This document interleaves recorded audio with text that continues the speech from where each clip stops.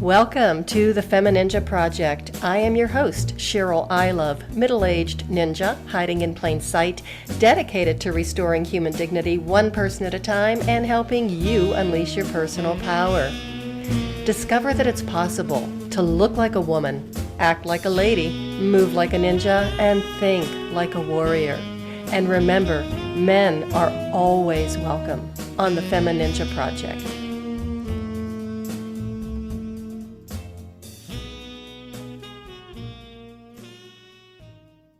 Hello and welcome to another episode of the FemiNinja Project, and thank you so much for tuning in. We have another amazing guest today. Her name is Jamie MoCrazy.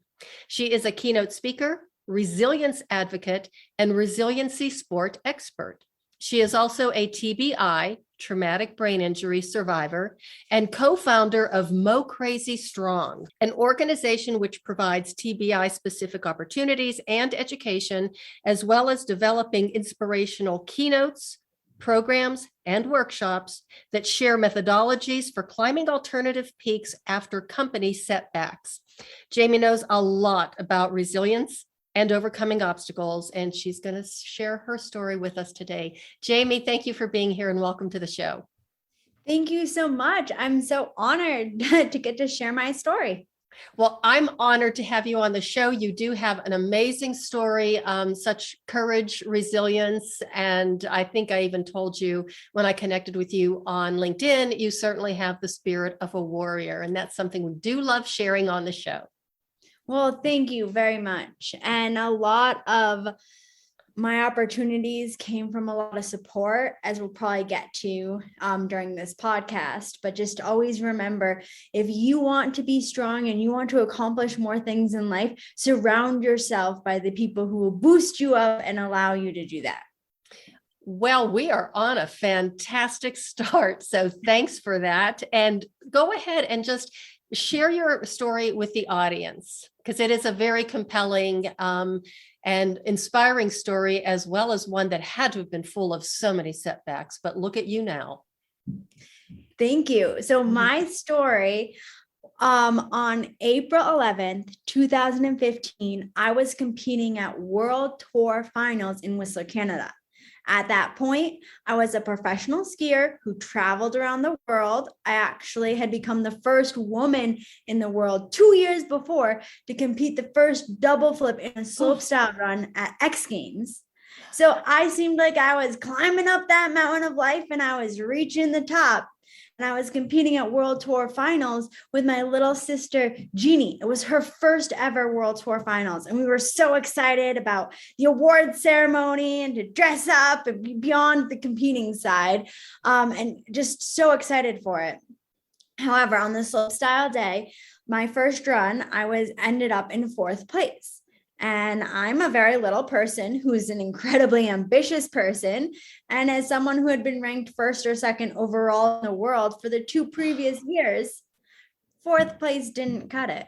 I had to upgrade my tricks to get on that podium. So I changed my off-axis backflip to an off-axis double backflip, hoping to break some more world records. I'd done it the previous day. And so I set the trick, and when I was dropping in for my run, I gave my little sister a hug, dropped in, hit the first couple of jumps, went for the jump that I was doing the double flip on, and you couldn't see my landing because of the mountain. However, my sister saw I did not hit the next jump. And then she heard the radio crackle to life. We need a helicopter on standby. Without a word, she put her skis on, skied down to me, and saw me convulsing, spewing blood, and my eyes rolled back in my head. Okay, I'm getting chills right now, just even hearing it. And I cannot imagine what she was experiencing as she saw you like that. It's a memory that she says she'll always have. And it was when my life literally changed in the blink of an eye. I went from being a professional athlete to all of a sudden, when I woke up from the coma, in movies, they often portray someone waking up from the coma, like, hey guys, what happened?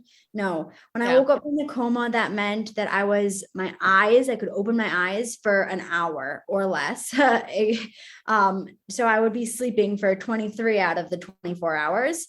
And when I first woke up, I had serious amnesia. So absolutely no memory of day-to-day interactions for another 6 weeks. And I had to relearn everything. I had to relearn how to talk. I actually went through Rosetta Stone in English, my native language, to relearn how to write and how to talk. I had to relearn how to walk. I had to relearn how to ride a bicycle. I had to relearn how to ski. I had everything I had to relearn, which was really a humiliating and challenging adventure to go on, because there is so much work that went into relearning it. And like I was hinting at the beginning of our conversation, I was so incredibly fortunate that when my mom arrived within 24 hours, because my whole immediate family flew up to Vancouver, and they actually flew up to say goodbye to me because the mortality report had been written and the statistics for recovery were so low. And when they arrived, my mom had a master's in psychology. She had a master's in early childhood brain development and early childhood education. And so she used that brain development knowledge to do my brain redevelopment. So she structured a lot of it. And actually, Vancouver General Hospital has changed their family involvement protocol after my when I was there, because they began to realize at the time when I arrived, they said that the family had to leave every time the doctors were making the rounds. However, that's stupid. My family, my older sister is a doctor, and they made her my primary care physician. And so then she said that my mom had to be there. So they just like played the system. And so then they both were there for every round. And then Vancouver realized that while the caregivers don't know the medical terminology, they do know every individual the best. So they'll know if they like to be Bob or Robert or Bobby. They'll know what colors they like, and those make a huge difference in the recovery process. So that's one of the things. And then my mom stayed very relevant in my whole healing process. And one of the things that's so why, because my mom and I both together do the specific TBI workshops and presentations.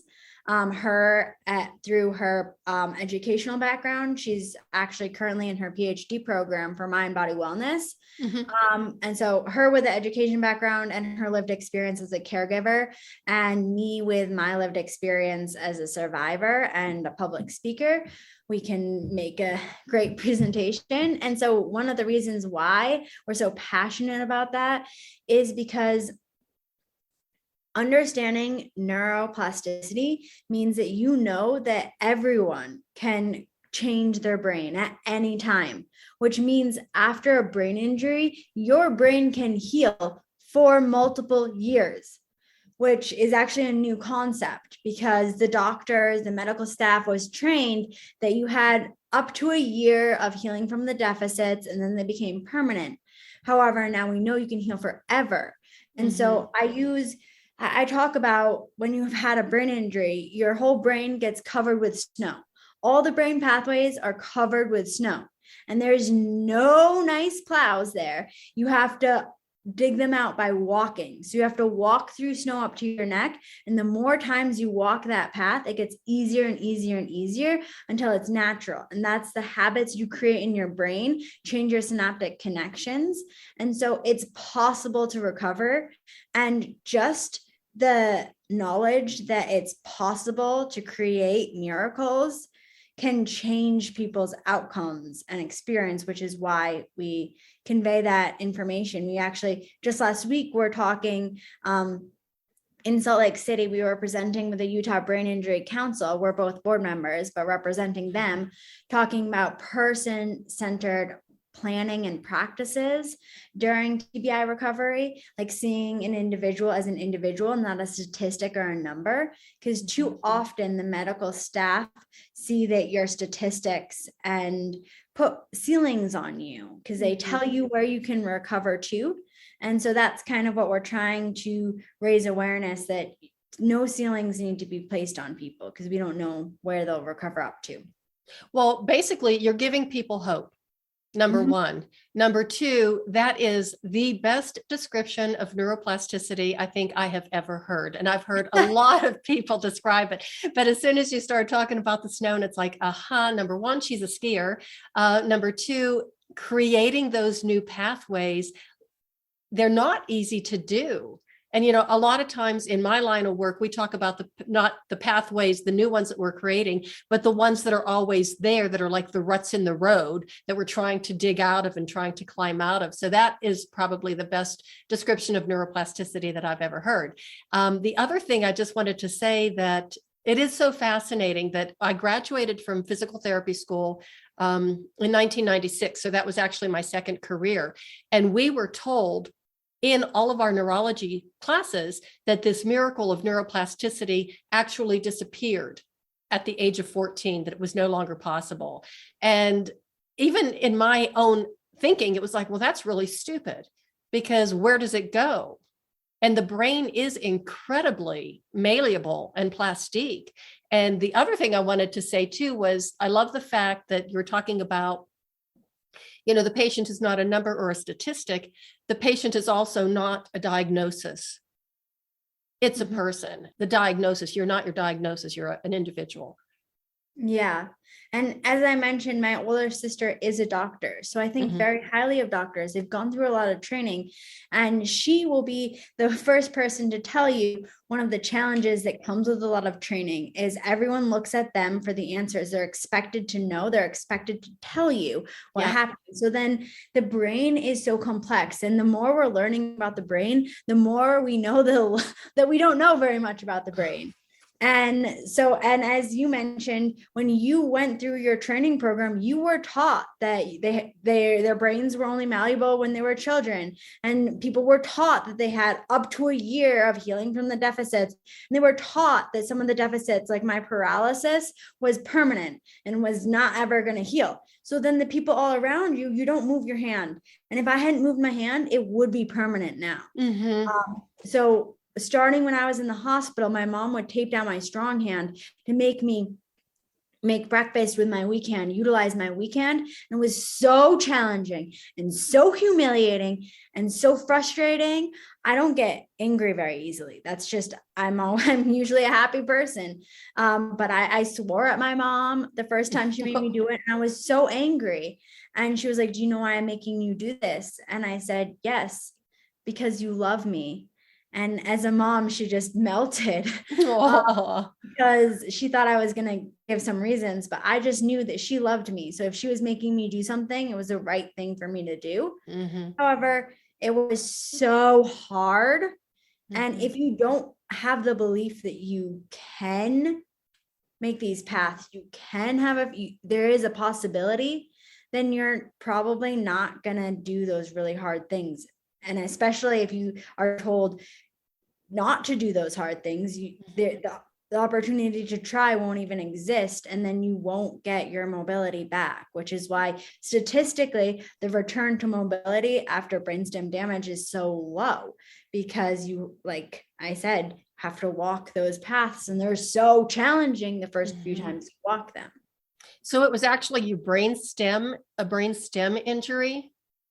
I had 8 spots of bleeding in my brain, and my right brainstem was damaged, which paralyzed my whole right side of the body. So if you look at my face now, this is a recording, but if you look at me now, both sides of my body work perfectly fine. However, after my brain injury, my right side, I couldn't smile. The whole right side was paralyzed. And when it began to come back, it was like twitching and flinching, but I couldn't actually control it. And then I did a lot of work with my mom starting out in the hospital in my inpatient therapy, like when my mind was beginning to come back. So not the very beginning, but we started moving my body again. And then when I left the hospital and was doing my outpatient therapy, I would work on the right side a lot. So beyond my physical therapy, I would work with a physical trainer 3 days a week. And we really worked on the right side of my body. And then some of the most challenging parts of my recovery process was after that first winter, when I actually went back to skiing with a center called the National Ability Center based in Park City that deals with cognitive and physical disabilities. And so I went back as an athlete with them, and that was amazing. And then I realized if I had to relearn everything, that means every single trick I had previously done, I had to relearn it. And when you're learning your tricks as an athlete, you fall a lot. And it was very dangerous for me to fall. They don't know completely what would happen, but I had a very large chance of having much dire outcomes. And I didn't want to, because I realized I loved life, and I had received so much support internationally. That because I was a global skier. So I reached so much support from people. I didn't want to put that at risk. And so I turned my back on competing. And that's when I started going to psychotherapy, because that's when I got really depressed. And my challenge was, a lot of times people have challenges trying to accomplish their goals. I knew if I set a goal, the steps to take to get to that goal. However, when I was turning my back on my identity and what I believed was everything about me, I didn't know what goals I wanted to set. I couldn't foresee a future, a plan that I even want, a path that I wanted to go down. I didn't know where I wanted to go. And that now when I talk about resilience is one of the biggest troubles when we've encountered unexpected trauma. Like a lot of people have experienced with COVID, a lot of setbacks and traumas and struggles and things you took for granted that all of a sudden changed. And you feel paralyzed, you feel stuck. So you are climbing the mountain of life and you get caught in a metaphorical avalanche. For most of us, it was COVID in this situation. For me, it was also, I had a different avalanche with my brain injury. And so we're at the bottom and we're stuck and we don't know how to climb an alternative peak or to get started. That's one of the scariest parts, is like, what path do we want to go down first? And do we want to go down a path? We have to get moving. If we just stay still, we'll just stay paralyzed at the bottom of life. However, it's really scary to walk down a path, and it can be really frustrating when you walk down that path and it's a dead end and you have to walk back and walk down another path. However, if you don't keep walking down paths, then you'll never find the path that you walk out to a beautiful view.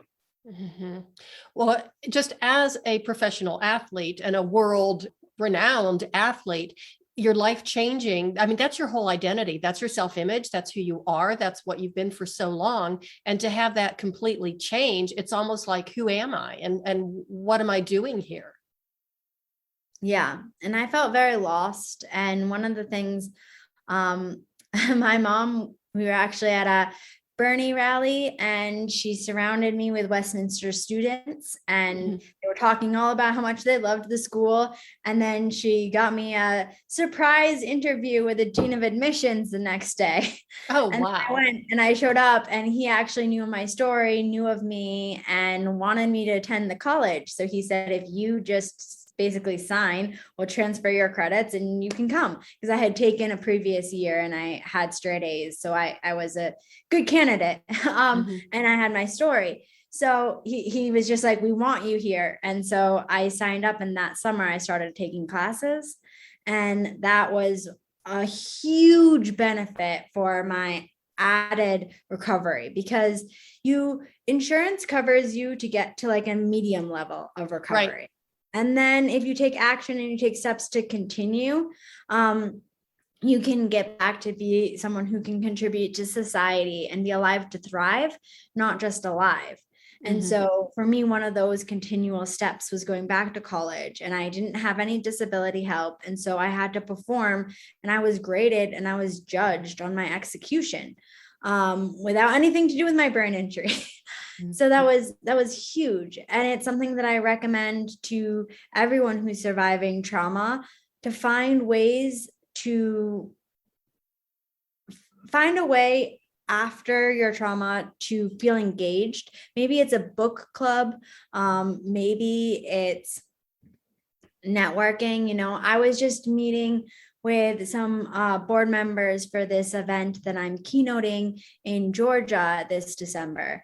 And one of them was saying one of the great things that the site did was they would have the meeting, because they're a bunch of meeting planner executives, and they would have them come and do Zoom meetings just to play bingo games. So, maybe it's finding a group of people to once a week play card games with, just finding people to surround yourself with, and give you opportunity to not directly we do too much about trying to be successful, I think, in life. So it doesn't necessarily have to be that kind of what we deem as successful, but a successful in the sense of making your life better and happier. So something that challenges different parts of your brain, different parts of your body, and can better your life. So when you were going through all of this, and first of all, when you went back to school, what were you studying even before your injury? So before my injury, I did about 5 years before my injury, I did a year of school when I was recovering from my ACL surgery, and I was studying marketing and sales. And then after my injury, I was studying communication, and I graduated with a degree in communication, which fit because after my injury, when I went back to college, I was already speaking. I had already gone to a couple, because a lot of people knew about my story and so wanted to hear of my lived experience. From actually 8 months out of the hospital, wow. I started speaking. Wow. So I was communicating, and that's actually my role for MoCrazy Strong. Is I'm one of the founders of that, as well as my mom and my sister Jeannie. And I'm the communication director. So I do a lot of the communication stuff and the public speaker. And then Jeannie is still competing on the World Cup halfpipe tour. She's actually in Austria right now at a training camp. Oh. And she does the event planning. Actually, right before COVID hit, so the summer of 2020, she was hired as a paid intern for a NASA, the largest NASA conference in Luxembourg. And she had 2 internships for event planning, and then the events disappeared. And so instead of trying to go back to alternative event planning, she's really started working for MoCrazy Strong and strengthening our events that we host. So we have some events that happen, and she plans those events. And then my mom, with her education, she really focuses on workshops and TBI specific educational speaking. So basically, you're all a bunch of overachievers. Well, thank you. So you have your oldest sister is a doctor, and then there's you, and then there's Jeannie. Is that the birth order? I have a lot of sisters. My oldest sister is a doctor. My next oldest sister is she's kind of a hippie, and she does massage therapy, and she doesn't have a direct title, and she has 2 kids, and they're adorable. I love mine. I have a niece and a nephew. And then there's me, and then there's my younger sister who is competing and involved in MoCrazy Strong. And then my youngest sibling, Jilly, is 21 and studying abroad in Paris right now. And they are doing their undergraduate at Whittier College in California, and want to go to law school to stand up for some of the people who are minority groups. In LGBTQ plus and women's rights. So 5 girls. Yes. No brothers. Nope. I come from a family of 5 girls, Oh, no wow. brothers. Yep. And I'm number 3. So I have 2 older sisters and 2 younger sisters. So we have some stuff in common. It's kind of crazy growing up that way. And you don't know any difference. To this day, I'm surprised that my father lived as long as he did with, the 5 girls. And some crazy stories, bless his heart. We grow up skiing, but not like you did. And, when you talk about the frustrations too of going through, like rehab and trying to recuperate your mobility and talking about the frustration and the humiliation and everything. I mean, it's so hard for anybody to go through that, but for somebody who is such an elite athlete, I would think it would be even more difficult because you were at such a high level of function prior to the injury. Yeah, well, that brings up a few things that I'm really passionate about. One of them is, since I was so good at achieving, I was actually raised with the mantra by my mom, be your own personal best. Mm-hmm. And before my accident, I kind of knew how to be the best. And that's what I kind of thought it meant. And so I would perform the best that I could of the day. And then after my accident, I really understood what it actually means, which is be your own personal best, which is what you currently are doing, which means that my own best went from someone doing double flips to my own best struggling to walk upstairs, or my best that day drinking a glass of water.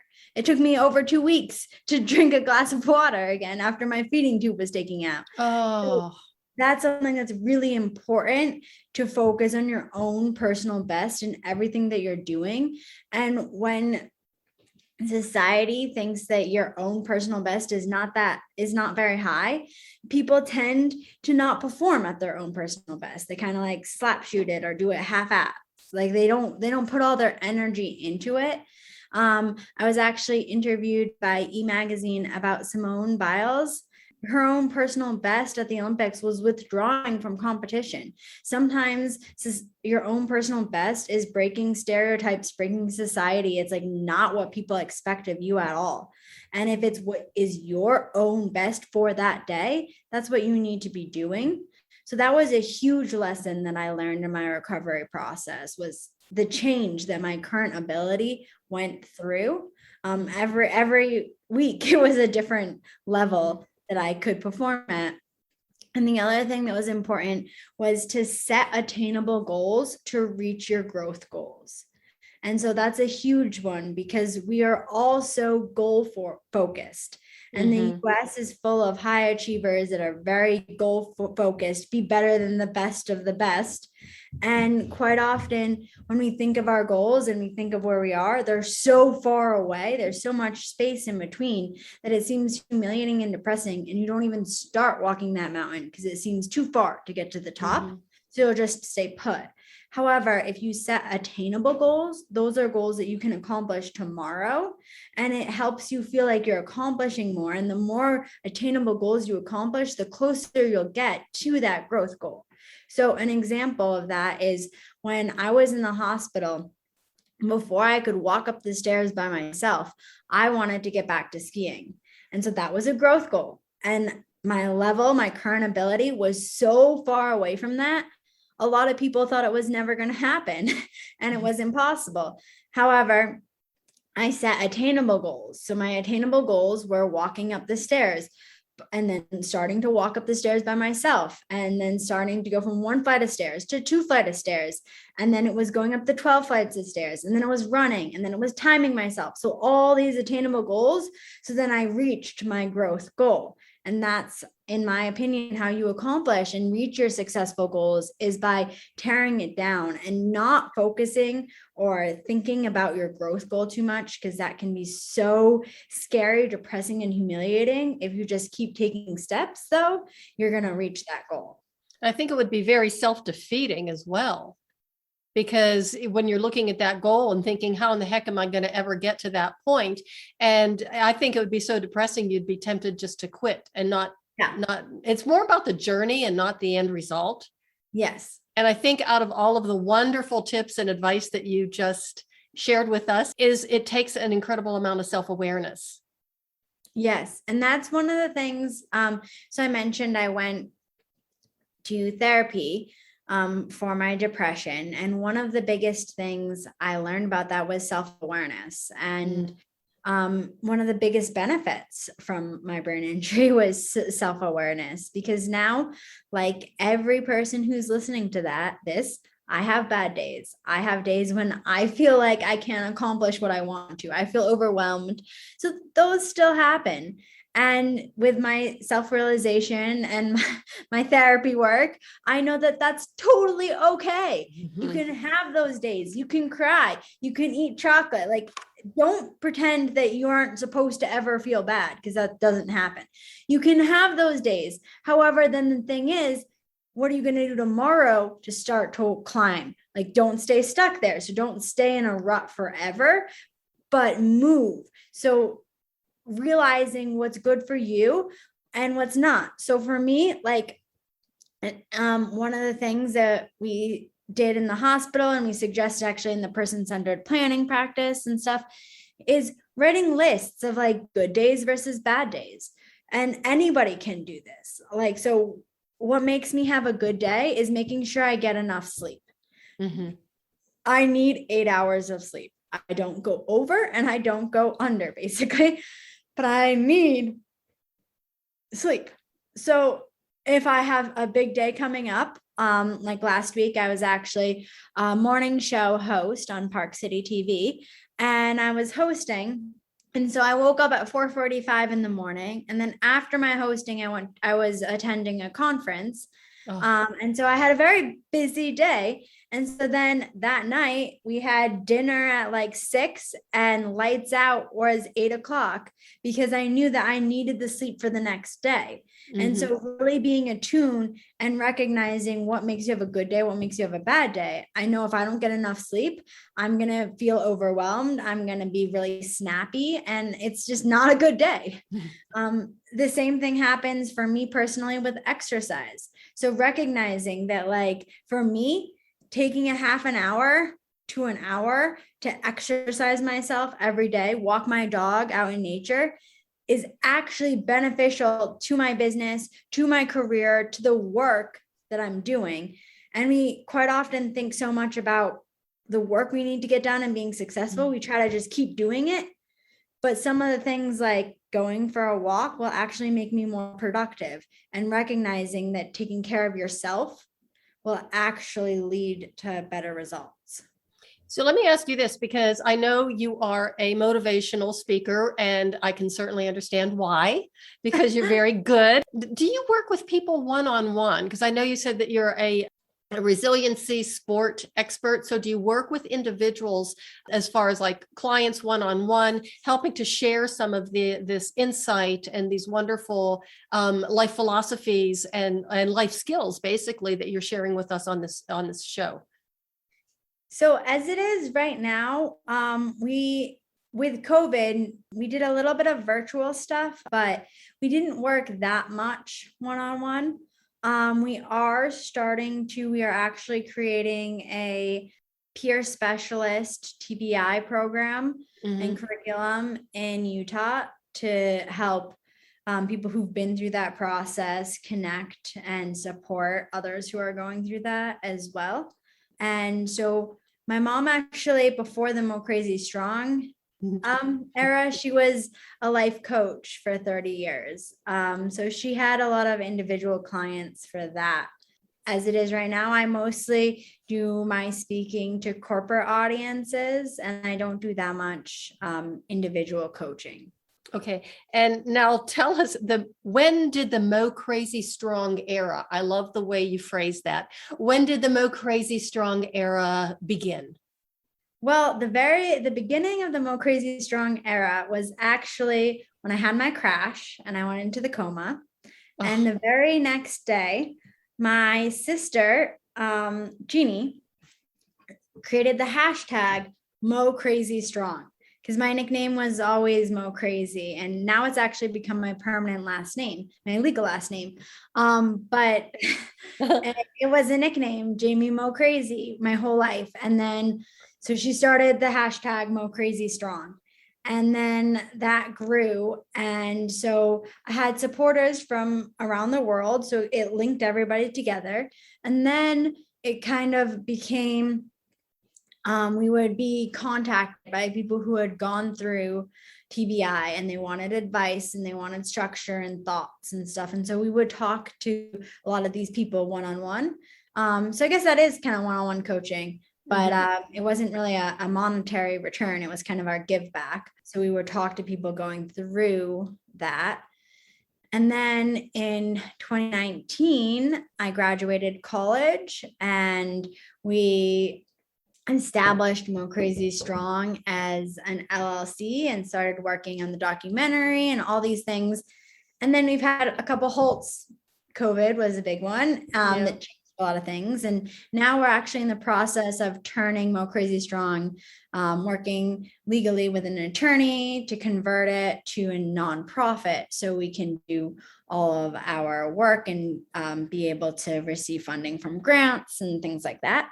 So soon, maybe by the time this episode airs, I'm not sure yet because the paperwork has been passed to the state of Utah and it could be anywhere from next week to 3 months that it happens. But yeah, so we're becoming an official nonprofit MoCrazy Strong. So we're still kind of developing the era of MoCrazy Strong. Is this an incredibly exciting time for you? Because it seems like it is. Yeah, it is. It is incredibly exciting. A lot of things are working out. We have a lot of important meetings coming up about the documentary, which is really exciting. The documentary Alternative Peaks, telling my story. I'm actually getting married in May. So congratulations. Thank you. And it's going to be in Whistler at the top of the mountain, which is the site of my crash. So we're going to walk down the aisle and in the background, you're going to be able to see the run that changed my life and almost took away my life. So, you're giving me chills again. Okay. Woo. Oh, what an incredible moment for you. Thank you. And actually the New York Times is exclusively covering it. So you can read it there because it's very monumental. And a lot of people are seeing that because it's kind of closure on that chapter of my life, starting a different chapter with Reggie, my fiance, and just growing and stuff. And so we're doing a lot of filming for the documentary there because all the important people will be there and a lot of the medical staff from Vancouver will be there. And anyway, so there's a lot of super exciting things happening. And if you're a skier, and you actually are a skier, Jeannie and I, this is under Jeannie, but Coalition Snow is dropping a MoCrazy Pro Edition ski.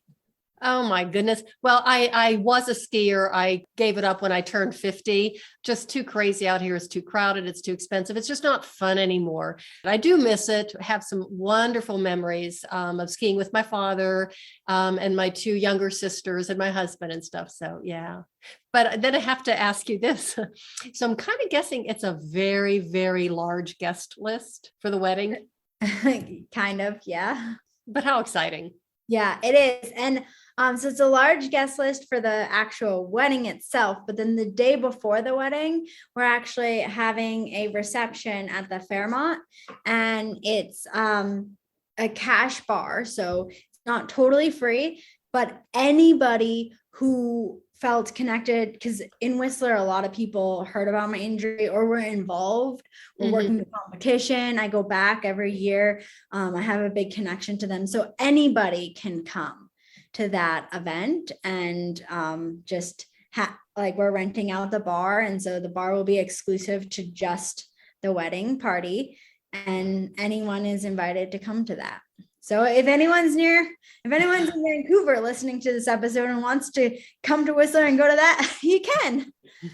It's a big invitation, sweeping invitation. Now, go back to when your mom was tying your left arm down so you couldn't use it.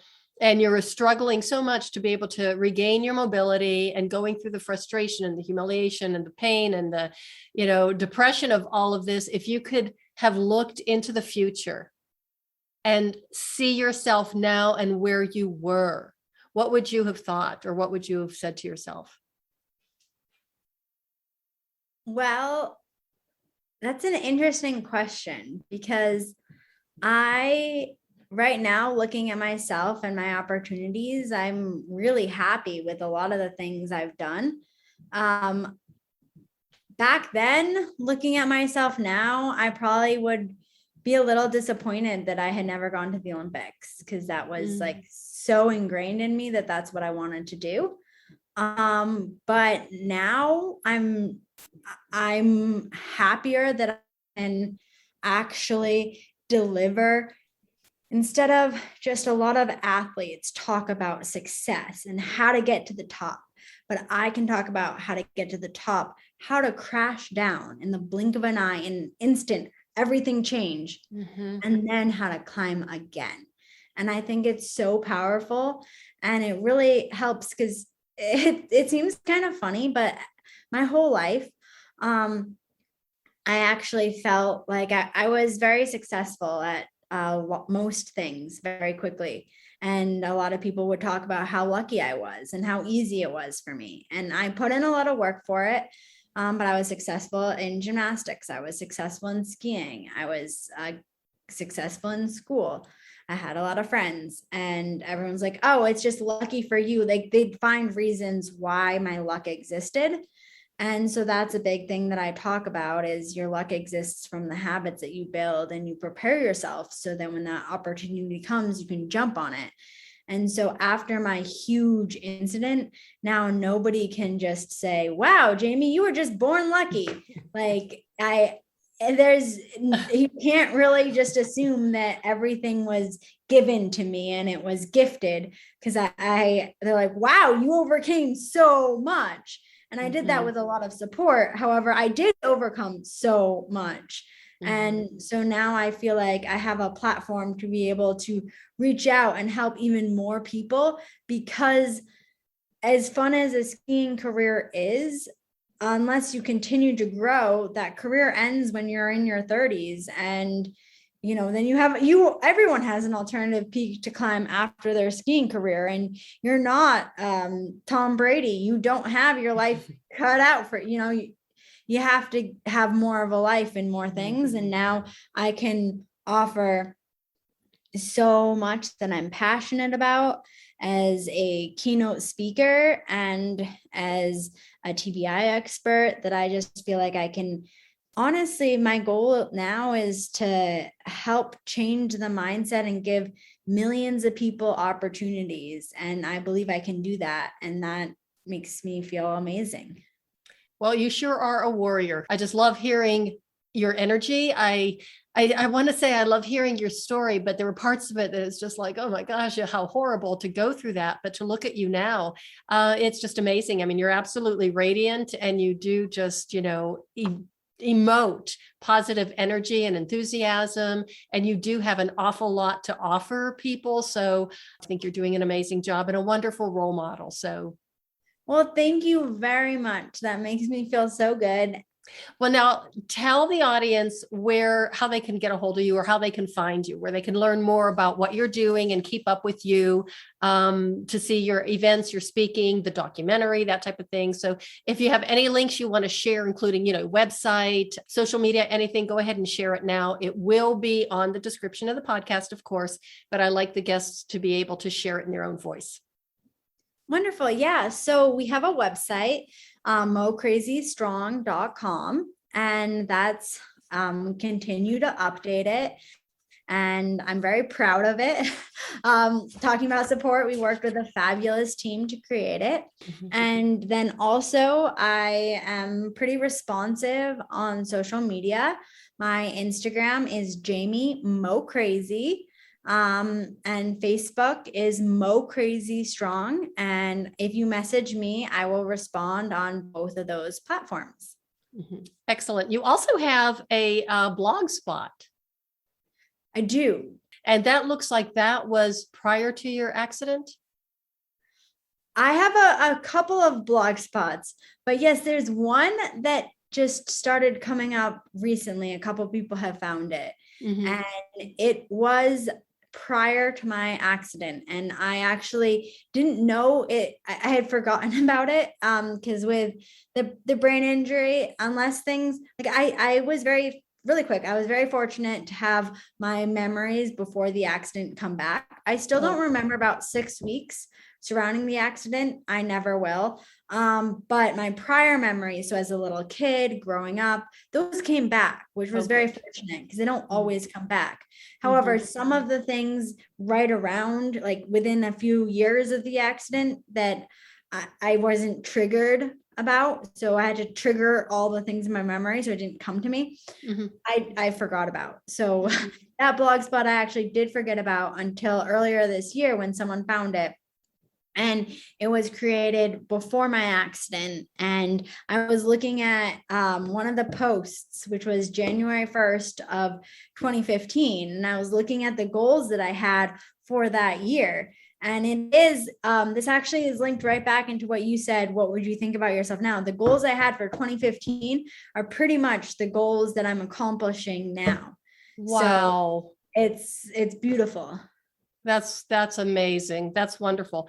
Just one more thing then before we sign off. Do you have any final words or pearls of wisdom to share with our audience? You've given us so much already. And I know this has just been such an uplifting, positive, and inspirational episode. So thank you so much for that. But if there's anything else that you want to say, now's the time.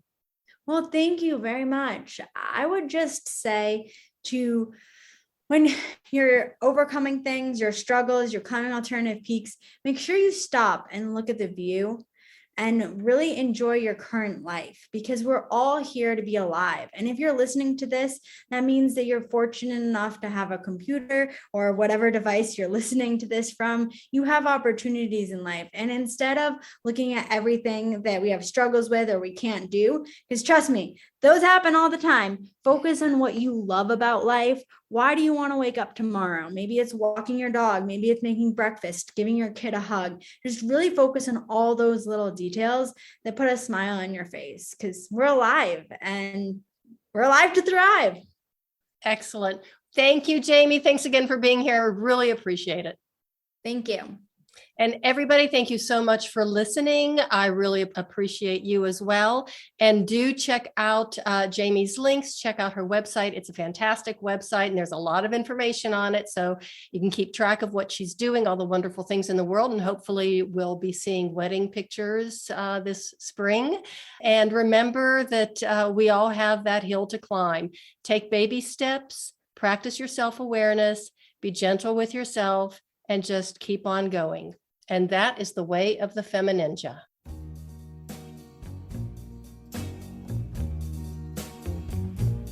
And that's a wrap on another episode of the FemiNinja Project.